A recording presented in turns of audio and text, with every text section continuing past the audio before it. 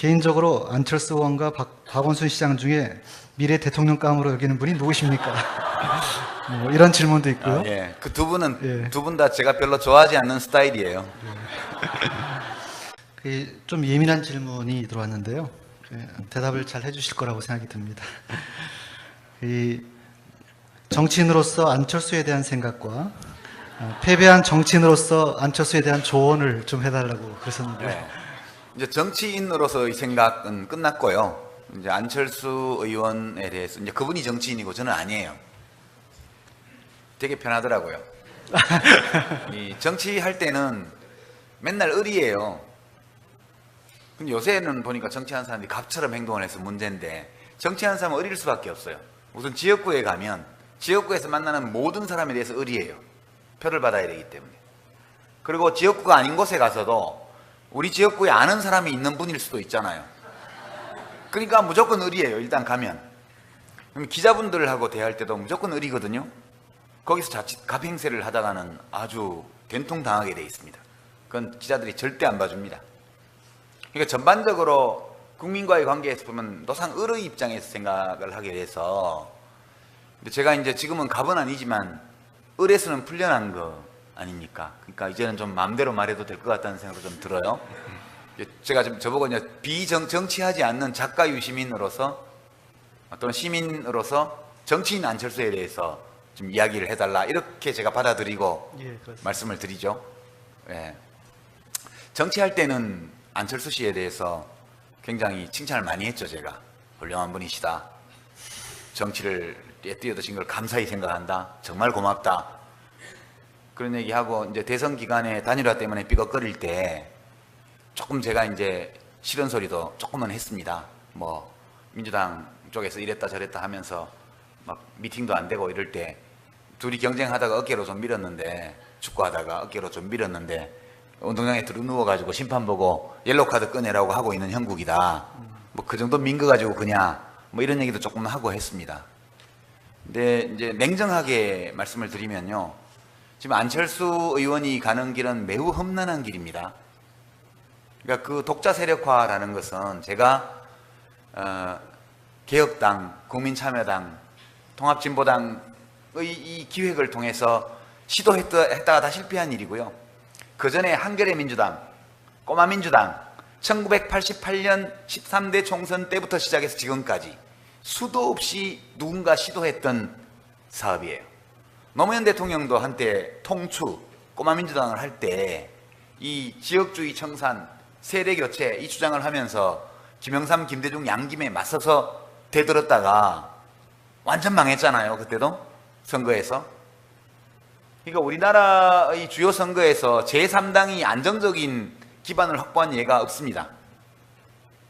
그것도 아류정당이 아니고요. 자민련, 옛날 자민련 같은 새누리당 아류정당은 특정 지역에서 그렇게 한 경우가 있었지만, 전국적 기반을 가진 제3세력을 구축하는 데 성공한 예가 지난 30여 년의 정치 역사, 25년의 정치 역사에서 단 한 차례도 없었습니다. 이건 너무너무 어려운 일이에요. 정말 상당히 많은 국민들의 절대적인 지지가 없이는 해내기가 매우 어려운 일이라고 저는 생각해요. 저는 일단 어려운 길을 가는 분한테는 박수를 쳐드려요. 그 길이 어려운 길이기 때문에 일단 박수를 치고 봐야 돼요. 왜냐? 안철수 씨가 편한 길을 가려면 그냥 민주당에 입당하면 돼요. 민주당에 입당하면, 그러면 뭐 대통령 후보 지지도 조사하면 민주당에서는 지금 밖에 있고 민주당에 문재인 전 후보가 있으니까 조사를 하면 비슷비슷하게 나오는 거지, 안철수 씨가 민주당에 들어가서 조사를 하면 훨씬 더 많이 나올 거예요. 압도적으로. 대통령 후보가 되는 길이 거기 있습니다. 간편하게. 저처럼 하지 마시고요. 나와서 제3세력 구축한다고 막 이러면 이거는 정치 혁신을 하려고 하는 데에는 도움이 될지 몰라도 자기가 대통령 되는 데는 별로 도움이 안 되더라고요. 그러니까 그게 편한 길이고, 지금 가려고 하는 길은 몹시 험한 길이에요. 그래서 편한 길이 있다는 것은 몰라서 안 가는 게 아니잖아요. 그런 점에서는 그 용기나 또는 신념이나 이런 데에 저는 일단 박수 치는 거예요. 이게 전반전이고요. 이제 후반전은, 저는 안철수 의원이 혹시 뭐 제3세력을 구축하는 데 성공해서 대통령이 됐다고 가정해 보죠. 그럼 제가 뭔가를 기대할 수 있어야 돼요. 저 사람이 뭘 할까? 근데 그걸 모르겠어요, 지금. 저 사람이 대통령이 된다면 또는 제1당의 당수가 된다면 뭐 할까? 그걸 알 수가 없어요. 제가 안철수 의원의 의원되기 전에 뭐 강연록이라든가 저서라든가 이런 걸 다 봤는데 그걸 다 봐도 모르겠더라고요. 저처럼 정치 전문가가 다 읽어봐도 모르는데 국민들은 알겠어요? 뭔가 기대는 있죠. 기대는.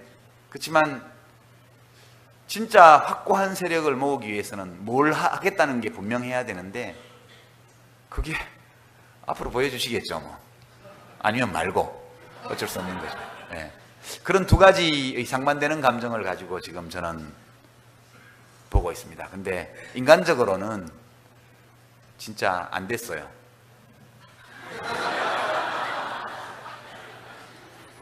을 속으로 그 을의 위치로 스스로 가신 거기 때문에 참 안 됐다.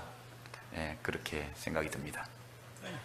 예, 잘 알겠습니다. 아마 적지 않은 분들은 선생님의 그 소위 정계 은퇴 소식이 좀 더 개혁적인 세력을 결합하고 결집시키고 그리고 정말 한국 정치를 조금이라도 한 단계 더 높여주는 데 기여했으면 하는 아쉬움을 아마 많이 갖고 있을 것 같은데요.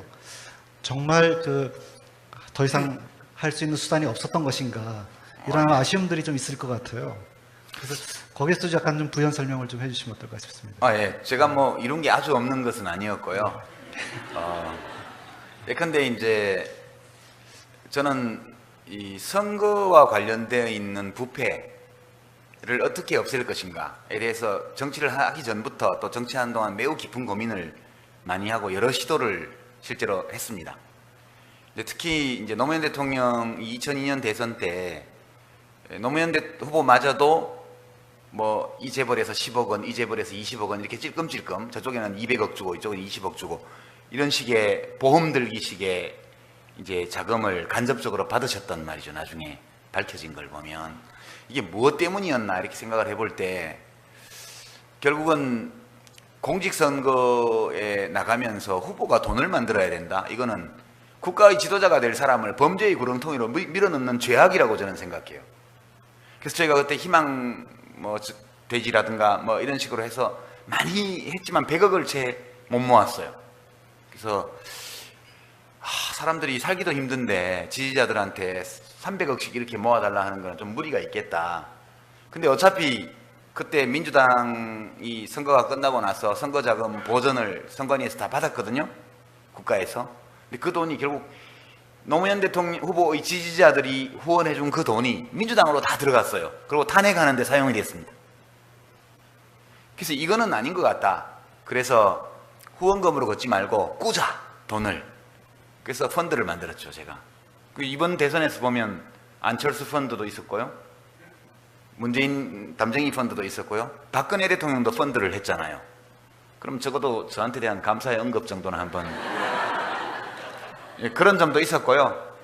그리고 이제 제 자신이 성공하지는 못했지만 시민 참여 없이는 정치의 혁신이 불가능하다는 점을 이제 의제화하는 데는 어느 정도 성과가 있었다고 생각을 합니다. 아울러서 어떻게 운 좋아서 국회의원 한 두 번 정도 한 덕분에 집권 여당까지 포함한 압도적인 여론의 반대를 무릅쓰고 대통령께서 저를 보건복지부 장관으로 해주셔가지고 저 개인적으로는 이제 국민연금법 부분적 개정을 했고 노인 장기요양보험제도를 도입했고 그리고 기초노령연금을 실시를 하고 다른 것들은 다 그 전부터 추진하던 거지만 기초노령연금은 온전히 제가 아이디어를 내서 처음부터 끝까지 한 거라서 그 점에 대해서는 그래도 5년 국록을 먹으면서 10년 정치한 가운데 5년 국록을 먹으면서 그래서 밥값 정도는 했지 않을까 그런 자부심은 가지고 있습니다. 이 정도 했으면 됐지 않나요? 네.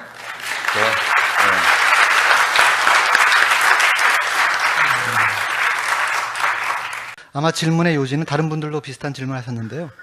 한국에서 정치 개혁이 불가능하다. 현재 전망으로서는. 그래서 아무튼 그 길이 아니라 다른 식의 역할을 통해서 아니요. 정치 개혁이 불가능하다는 판단을 한 것은 아니고 내가 할 수 없다 그렇게 판단한 거죠. 나는 아닌 것 같다. 그죠? 그러니까 내가 할 수 없는 것과 그것이 불가능한 건 달라요. 나는 못했지만 다른 분은 할 수 있을지도 모른다는 생각을 했죠. 그리고 누군가가 또 해주기를 원하는 마음이 있고요. 정치개혁이나 정치혁신은 필요하고 국민들이 원하면 이루어질 거라고 봐요. 근데 그때 그럼 누가 누구를 통해서 그걸 할 거냐 할 때 적합한 사람이 나와야 그게 되는 거죠. 저는 일단 적합한 사람으로 인정을 못 받은 것 같다, 그렇게 인정을 하는 것이고요. 그리고 이제 저도 이제 주권자이고 투표권을 가진 시민이고 하기 때문에 또 글 쓰는 사람이고 이렇게 하니까 당연히 이 정치에 관심을 가지고 있고 또 정당의 당원이고 평당원이지만 당원이고 또 정치적 발언도 뭐 하고 싶은 말이 있으면 당연히 하겠죠. 또는 다른 정치적 행동을 할 수도 있죠. 직업으로서의 정치가 아닌 다른 형태의 정치적 행동을 할 수도 있고요. 그거는 여러분들에게 다 열려있는 것과 마찬가지로 저에게도 열려있는 공간이라고 생각을 합니다.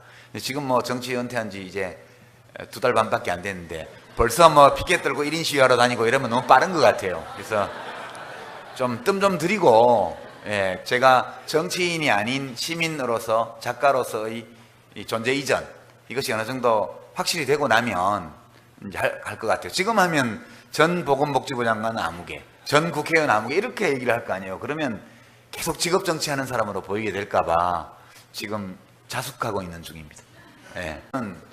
맨날 의리예요. 근데 요새는 보니까 정치하는 사람들이 갑처럼 행동을 해서 문제인데, 정치하는 사람은 의리일 수밖에 없어요. 우선 지역구에 가면 지역구에서 만나는 모든 사람에 대해서 의리예요. 표를 받아야 되기 때문에. 그리고 지역구가 아닌 곳에 가서도 우리 지역구에 아는 사람이 있는 분일 수도 있잖아요. 그러니까 무조건 의리예요. 일단 가면. 그럼 기자분들하고 대할 때도 무조건 의리거든요. 거기서 자칫 갑행세를 하다가는 아주 된통당하게 돼 있습니다. 그건 기자들이 절대 안 봐줍니다. 그러니까 전반적으로 국민과의 관계에서 보면 노상 의의 입장에서 생각을 하게 돼서, 근데 제가 이제 지금은 갑은 아니지 1988년 13대 총선 때부터 시작해서 지금까지 수도 없이 누군가 시도했던 사업이에요. 노무현 대통령도 한때 통추, 꼬마민주당을 할 때 이 지역주의 청산, 세대교체 이 주장을 하면서 김영삼, 김대중 양김에 맞서서 대들었다가 완전 망했잖아요. 그때도 선거에서. 그러니까 우리나라의 주요 선거에서 제3당이 안정적인 기반을 확보한 예가 없습니다. 그것도 아류정당이 아니고요. 자민련, 옛날 자민련 같은 새누리당 아류정당은 특정 지역에서 그렇게 한 경우가 있었지만 전국적 기반을 가지고. 개인적으로 안철수 의원과 박원순 시장 중에 미래 대통령감으로 여기는 분이 누구십니까? 뭐 이런 질문도 있고요. 그 두 분은 두 분 다 제가 별로 좋아하지 않는 스타일이에요. 좀 예민한 질문이 들어왔는데요. 대답을 잘 해주실 거라고 생각이 듭니다. 정치인으로서 안철수에 대한 생각과 패배한 정치인으로서 안철수에 대한 조언을 좀 해달라고 그러셨는데요. 이제 정치인으로서의 생각은 끝났고요. 이제 안철수 의원에 대해서 이제 그분이 정치인이고 저는 아니에요. 되게 편하더라고요. 이 정치할 때는 쪽에서 이랬다 저랬다 하면서 막 미팅도 안 되고 이럴 때 둘이 경쟁하다가 어깨로 좀 밀었는데, 축구하다가 어깨로 좀 밀었는데 운동장에 들어 누워가지고 심판 보고 옐로우 카드 꺼내라고 하고 있는 형국이다. 뭐 그 정도 민 거 가지고 그냥 뭐 이런 얘기도 조금 하고 했습니다. 근데 이제 냉정하게 말씀을 드리면요, 지금 안철수 의원이 가는 길은 매우 험난한 길입니다. 그러니까 그 독자 세력화라는 것은 제가 개혁당, 국민참여당, 통합진보당의 이 기획을 통해서 시도했다가 다 실패한 일이고요. 그 전에 한겨레 민주당, 꼬마 민주당지만 을에서는 풀려난 거 아닙니까? 그러니까 이제는 좀 마음대로 말해도 될 것 같다는 생각도 좀 들어요.